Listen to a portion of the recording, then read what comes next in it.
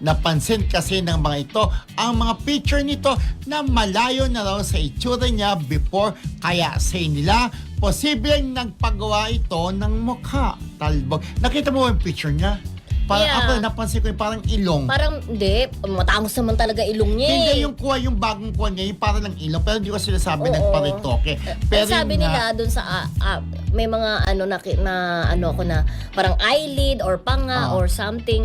Pero sabi nga niya parang tumaba lang daw siya. Oo, nag-gain siya ng Nag-gain weight. siya ng weight. So parang nag-iiba rin naman talaga ang Oo. mukha natin pag nag-gain tayo ng weight. Parang yung after niya pumunta dun sa Oo, Australia. sa ibang Kasi bansa. di ba Australiano sila? Oo. Sila ni Ann Curtis. So nag-gain lang siya ng weight. Nag-iba yung mukha niya. Pero sabi niya, wala siyang pinagawa sa kanyang mukha.